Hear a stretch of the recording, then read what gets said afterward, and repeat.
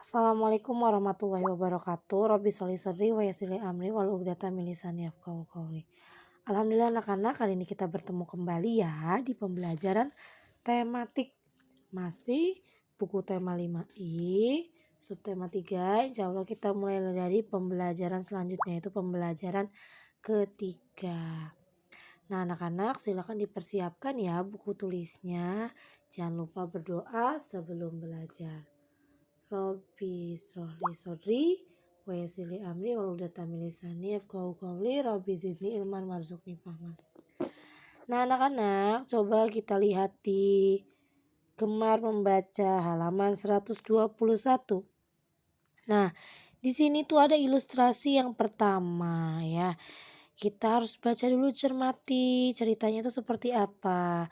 Jadi di sini itu intinya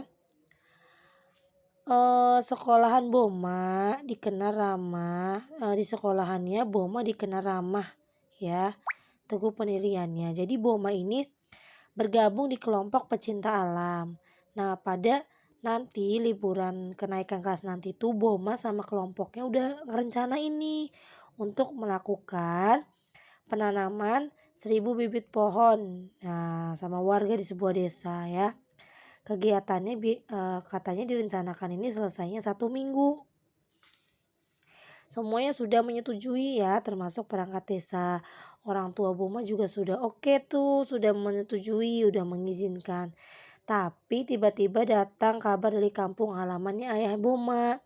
Terjadi bencana longsor yang cukup parah. Ya, walaupun tidak ada korban jiwa. Nah, bantuan pemerintah sudah didatangkan meski masih dalam jumlah terbatas. Jadi ayahnya Boma ini setelah mendengar kabar dari kampung halamannya longsor itu merencana untuk mengunjungi desanya. Jadi saat liburan nanti ayah Boma ini pengen mengajak keluarganya untuk berkumpul dan intinya memberikan semangat dan dukungan ya buat yang terkena musibah. Tapi sebelumnya kan Boma sudah merencanakan dia akan pergi dengan kelompok pecinta alam yang menanam bibit pohon itu. Jadi apa yang sih harus dilakukan Boma dan keluarganya? Menurut kalian apa nih? Yang pertama, kemukakan pendapatmu untuk mencari jalan keluar terbaik bagi masalah. Nah kira-kira bagaimana tuh kalau ada masalah seperti itu ya? Nah kalau menurut pendapat ibu, sebaiknya Boma ikut ayahnya yang akan pulang ke kampung halamannya untuk memberikan dukungan dan semangat bagi para korban. Kenapa harus diutamakan? Karena ini mengingat mempertahankan atau menjunjung tinggi nilai persatuan dan kesatuan baik di lingkungan keluarga maupun sesama manusia. Karena kan di sini yang lebih urgent ini kan rasa kemanusiaannya untuk membantu sesama juga yang terkena longsor. Kemudian membahagiakan keluarga juga, terutama ayahnya ya, agar berkumpul bersama. Seperti itu sih.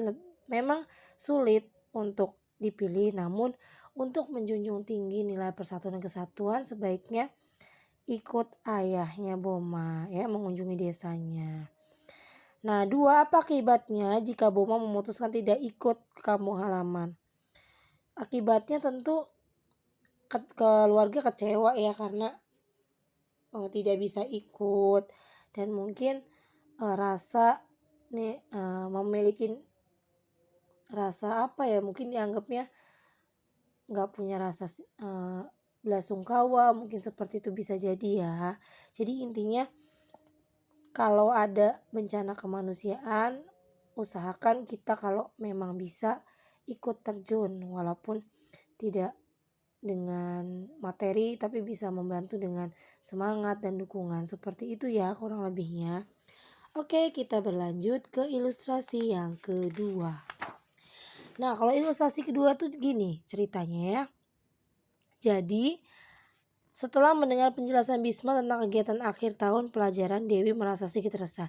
Jadi kan Bisma itu menginformasikan nih ke teman-temannya termasuk Dewi bahwa di tahun pelajaran itu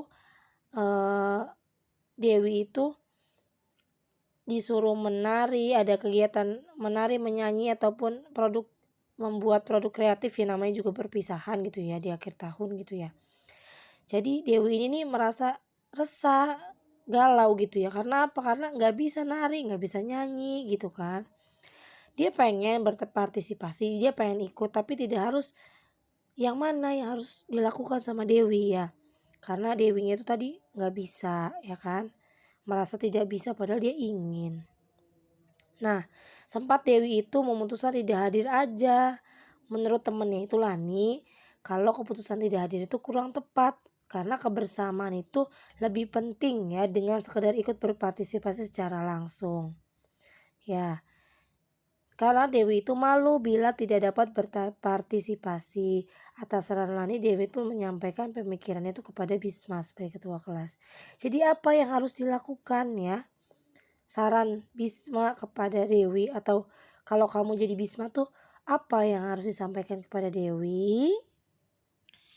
Nah, untuk sarannya itu kita bisa memberikan saran kepada Dewi bahwa ikut kerjasama saja, ikut berpartisipasi dalam acara akhir tahun.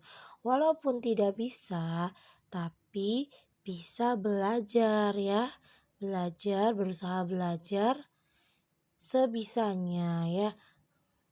Seperti itu. Atau kalau misalkan tidak bisa sama sekali, misalkan udah belajar masih belum maksimal, kan bisa membantu teman-teman yang lain di belakangnya, membantu partisipasi dalam yang lainnya ya, seperti itu, membantu untuk konsumsi ataupun apa itu ya, seperti itu. Dan diharapkan memang harus masuk kalau bisa, jangan karena tidak bisa merasa tidak bisa, belum belajar, tapi sudah putus asa dulu, nggak boleh ya seperti itu. Jadi akibatnya ini kalau tidak melibatkan diri, maka tidak menjunjung persatuan dan kesatuan juga itu, karena ini topiknya tentang rasa persatuan ya di keluarga ataupun di sekolah. Jadi harus benar-benar ikut serta dalam kegiatan selagi kita bisa, selagi kita sehat. Oke?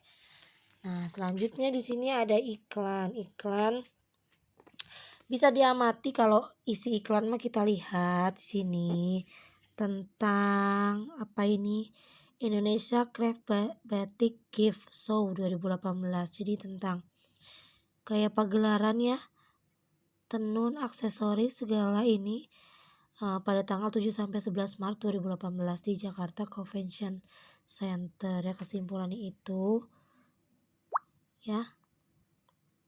Jadi kesimpulan yang tadi, menggelar acara Craft Batik Gift Show 2018 ya di Jakarta Convention Center.